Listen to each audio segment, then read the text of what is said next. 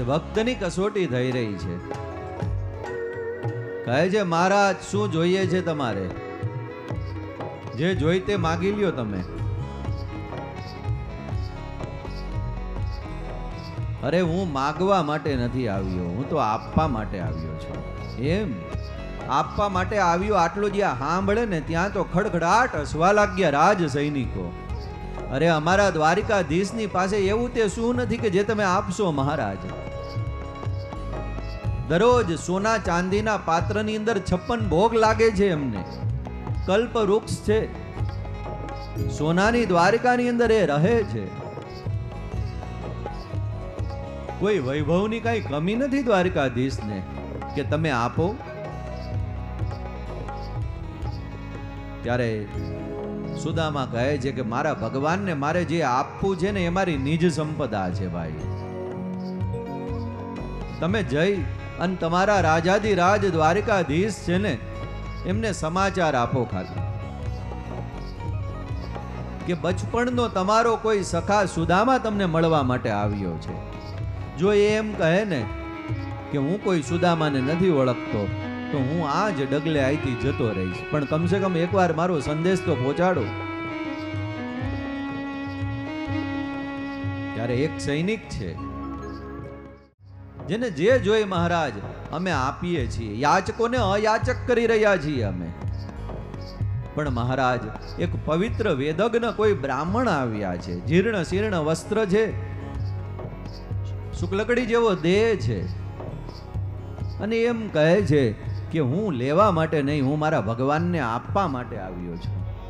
આટલું જ્યાં સાંભળે ને ત્યાં ભગવાનના કાન ચમકા કે મારા આંગણે અસંખ્ય જીવો આવે પણ બધા જ મારી પાસે લેવા માટે આવે છે, આપવા વાળો તો કોઈ આવતો નથી. ને આ વળી કોણ આવ્યો આજે આપવા વાળો?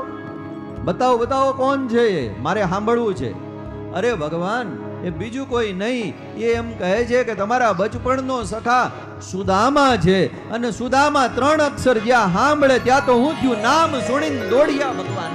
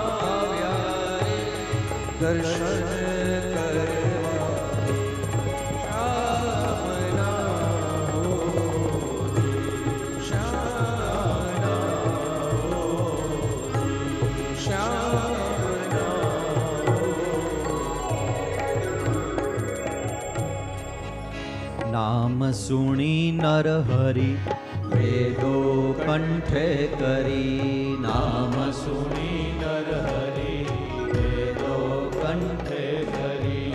નામ સુણી નર હરિ વેદોને કંઠે કરી. નામ સુણી નર હરિ અન વેદોને કંઠે કરી. પછી સ્નાન ગૃહમાં લઈ જાય છે, પછી સ્નાન ગૃહમાં લઈ જાય છે.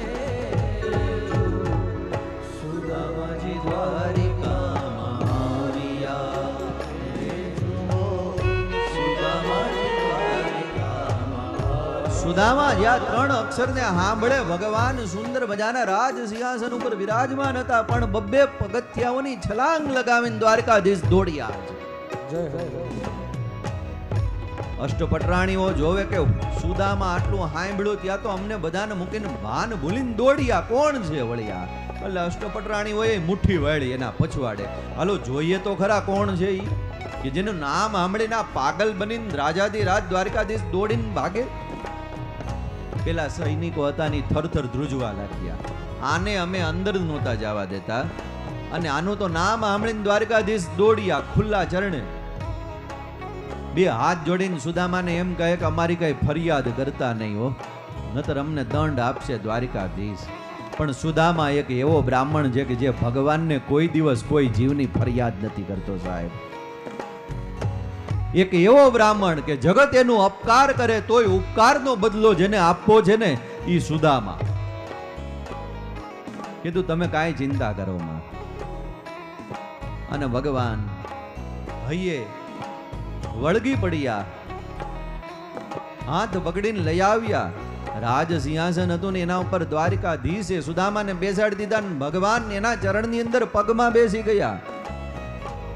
અરે ઓ રૂકમિણી, સત્યભામા, કાલિંદી, મિત્રવિંદા, ગોમતીના જળને લઈ આવો. તમે સોનાની કાથરોટ લાવો, જળની અંદર કેસર, કસ્તુરી, ચંદન, ગોરોચન પધરાવો.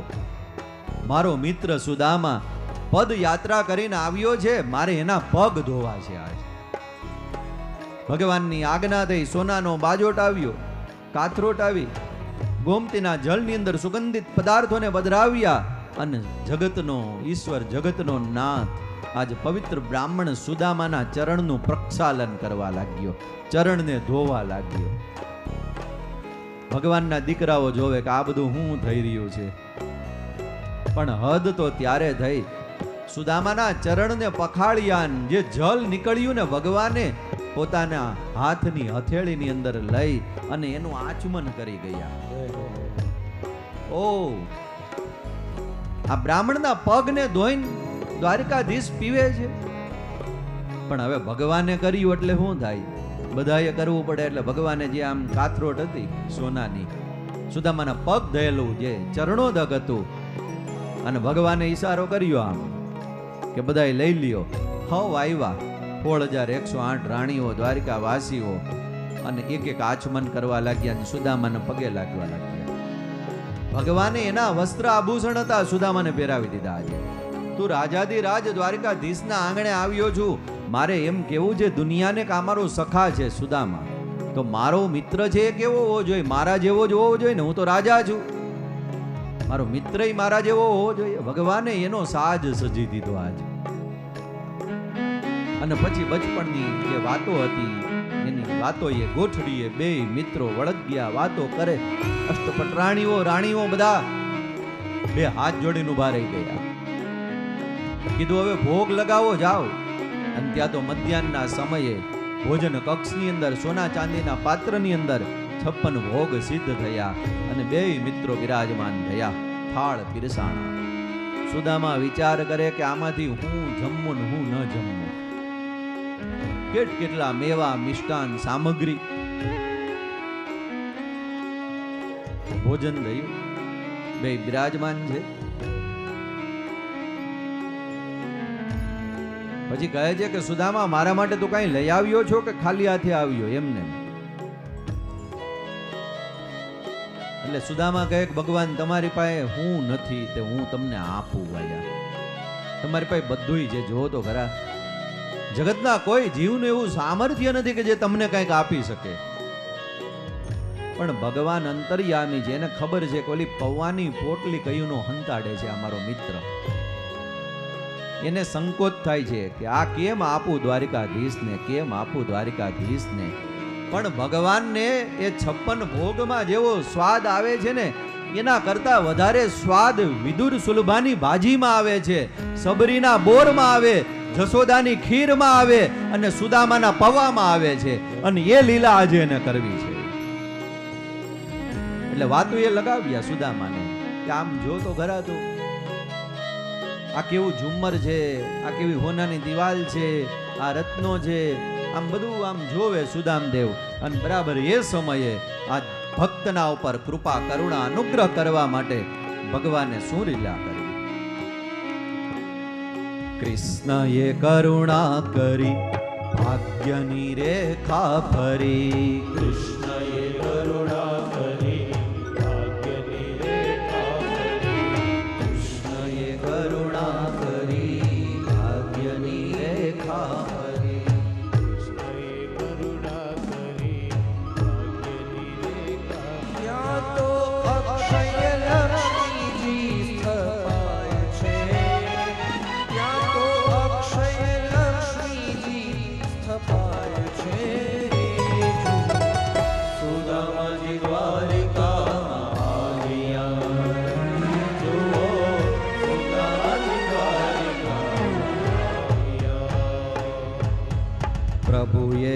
પૌવા હરિયા ભક્તને તો ભૂપ કર્યા પ્રભુએ પૌવા હરિયા ભક્તને તો ભૂપ પ્રભુએ પૌવા હર્યા ભક્તને તો ભૂપ. પ્રભુએ પૌવા હરિયા ભક્તને તો ભૂપ તેથી જીવરાજ પીતાંબર ગુણ ગાય છે. તેથી જીવરાજ પીતાંબર ગુણ ગાય છે. સુદામાજી દ્વારિકામાં આવ્યા જુઓ, સુદામાજી દ્વારિકામાં આવ્યા.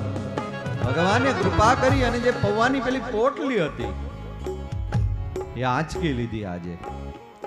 અરે મારા માટે લઈ આવ્યો તો તું છુપાવે છે શા માટે ભાઈ? પણ ભગવાન તમને દીધા જેવું નથી આ એટલે. સુદામાપુરીથી આયા આવ્યો ને આ પૌવા સુકાઈ ગયા છે. અને બીજું કે તમારા 56 ભોગને મેં જોયા ને તો મને એમ થયું કે 56 ભોગ આરોગતો હોય એને આવા હુકાઈ ગયેલા પૌવા ન ખવડાવાય. બાકી મને બીજો કાંઈ વાંધો નથી, લઈ આવ્યો છું તમારા માટે જ. તો કહે કે ના ના, મારો એક સ્વભાવ છે, યન્મયા ભક્તિ યુક્તેન પત્રમ પુષ્પમ ફલમ જલમ. જે ભક્ત મારા માટે જે લાવે ને હું ભાવથી આરોગો છું. અહમ ભોક્તા ઈશ્વર, હું ઈશ્વર છું પણ ભક્તનું જમવા વાળો, આરોગવા વાળો. અને ત્યારે પૌવાની પોટલી હતી ને એની ગાંઠને છોડવા લાગ્યા. પણ મને કહેવા દ્યો કે સુદામાના દરિદ્રતાની ગરીબની ગાંઠને ગોવિંદ આજ છોડતો તો જાય. એક બાજુ પૌવાની પોટલીની ગાંઠ છૂટે, પણ ખરેખર તો સુદામાની જે દરિદ્રતાની ગાંઠ હતી, ગરીબીની ગાંઠ હતી,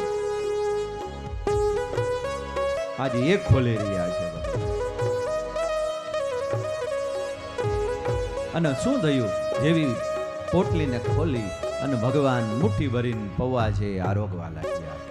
એક મુઠ્ઠી, બીજી મુઠ્ઠી, ત્રીજી મુઠ્ઠી. આ ત્રીજી મુઠ્ઠી જ્યાં ખવાઈ ગઈ ને હવે કેવલ એક મુઠ્ઠી પૌવા બાકી રહ્યા, ત્યાં તો રૂકમિણીજી આવી અને હાથ પકડ્યો. બસ બસ બસ, રેવા દો. તાંદુલ જમે